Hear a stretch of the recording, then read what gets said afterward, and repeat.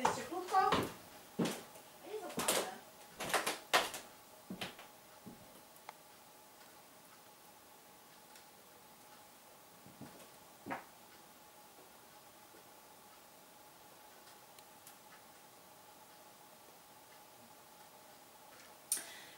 Dzień dobry, panie Adamie. Dzień dobry. Dzisiaj nasza ekipa gości u pana Adama Józefiaka, jednego z górników, którzy 15 listopada 1978 roku przejechali przez most w Wilczym Jarze. Nie powiem, że im się udało, ten dzień był wyjątkowy, ten dzień miał potem w konsekwencji znaczenie dla dwóch pozostałych autobusów. I panie Adamie, moje pierwsze pytanie, jakie były warunki pogodowe tego dnia? Warunki pogodowe były no nie za dobre. Kołoleć na drodze. Właśnie ciemno jeszcze było, bo to było przed 5 rano. No i ślisko było. A czemu było ślisko? Ślisko, Gołoleć, nam od rzeki chyba, od tego jeziora. Zrobił się taki szron chyba na drodze. Myśmy przejechali, a ten autobus, co za nami jechał, to niestety. Ja rozumiem, że pan jechał do kopalni węgla kamiennego Piast. Był to jeden z takich normalnych dni, codziennie zdarzają się takie dni, że jedziecie do pracy. Ile miał pan wtedy lat? Jechał pan do kopalni węgla kamiennego Piast. Jak wyglądał pana dzień wtedy? Czy to był jakiś wyjątkowy dzień tego dnia? 18 lat miałem skończone. To była pierwsza zmiana. To było przed godziną 5 rano. I właśnie musiało być ślisko.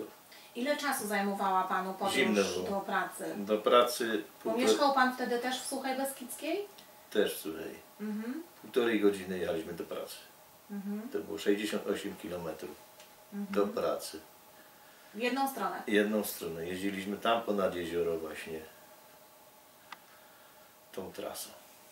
Czy ten dzień wyglądał jakoś inaczej? Czy autobus, którym państwo jechaliście, górnicy, którzy jechali tego dnia do pracy, też jakoś, czy kierowca zachowywał się inaczej? Czy wszystko po prostu Wszystko normalne było, normalnie tak zawsze.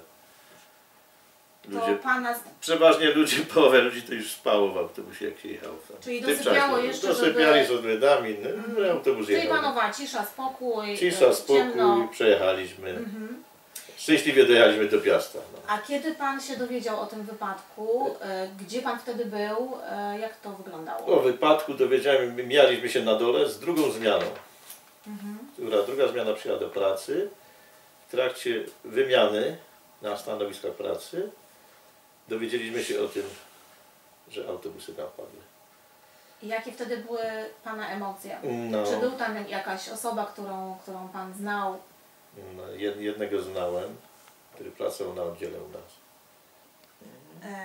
Czyli skończyła się druga zmiana, musieliście państwo też wrócić do domu. Tak. I wracaliście pewnie tą samą drogą, bo innej nie było. Tą samą, tylko potem tam już było zablokowane na zaporze. Nie puszczali ludzi, autobusy tam już nie, ruch był zatrzymany.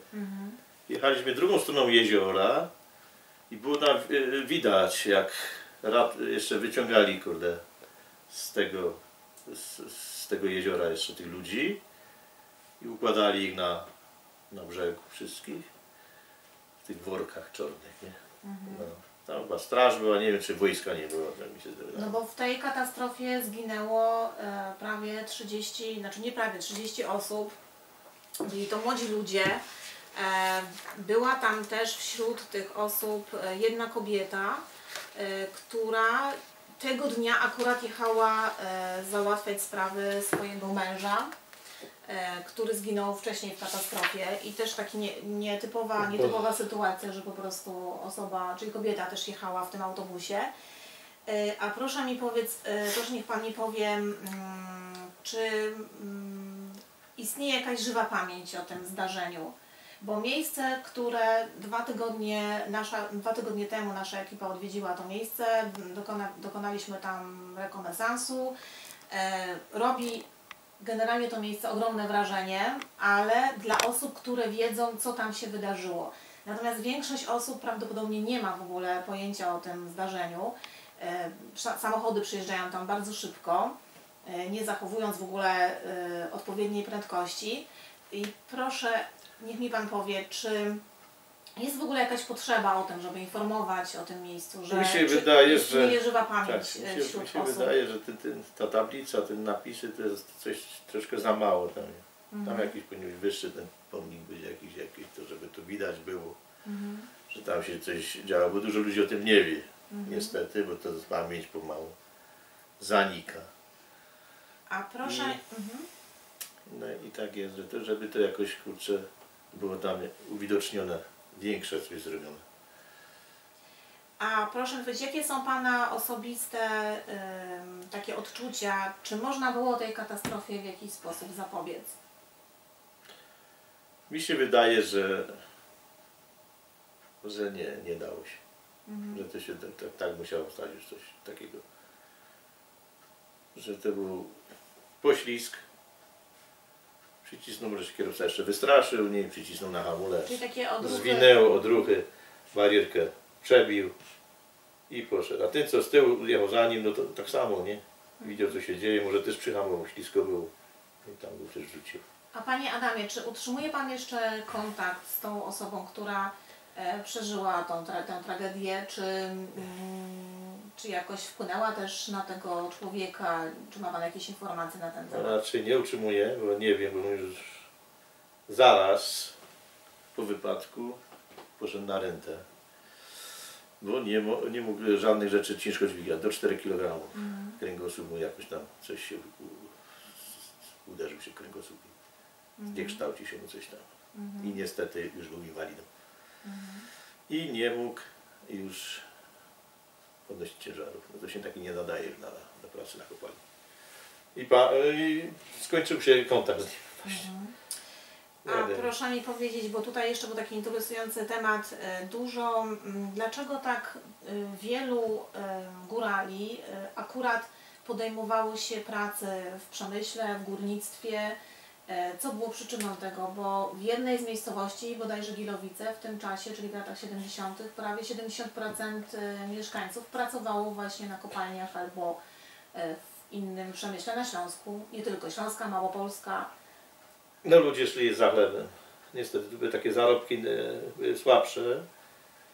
Na kopalni było tak 25 lat pracy, na zmiany, bo jeszcze w rolnictwie dorabiali się niektórzy. No i tak zarobek był możliwy i szło się dorobić czegoś w tym górnictwie. No i dużo ludzi, przewozy były spod domu, no i jechało się. Niestety. Panie Adamie, kiedy ostatni raz jechał Pan przez Wilczy Jar? Jakie są, czy towarzyszą Panu jakieś odczucia? Jak to teraz wygląda dzisiaj? 2 miesiące temu przejeżdżałem przez ten Wilczy Jar. Jak tam przejeżdżam, to zawsze jakieś wspomnienia zostają z tego wypadku, mi się to wraca. Przypomina mi się, nie? Jak to było i przeważnie to jak wyciągali tych ludzi. Czyli takie traumatyczne dosyć odczucia. Tak, oczywiście z tego autobusu jak wyciągali ludzi na brzegu, ustawiali, układali wszystkich po kolei. Jak się nie mylę, to tam wojsko było, straż. No i ludzi takich jeszcze stali tam ludzie po bokach. A pamięta Pan jeszcze godziny, bo to już było w ciągu dnia, prawda? Czyli tak, Pan wracał. my wracali gdzieś o 3 do gdzieś była 4 godzina, 16. Czyli od rana, proszę, jak długo trwała ta akcja? No, od rana to było, no właśnie. Czyli jeszcze wtedy były te ciała widoczne? Ciała były widoczne, wyciągnięte na brzegu, jeszcze wyciągali, chyba te resztki już wyciągali z tego. Wraków. No, wraków. Dziękuję Panu serdecznie za rozmowę. Dziękuję bardzo.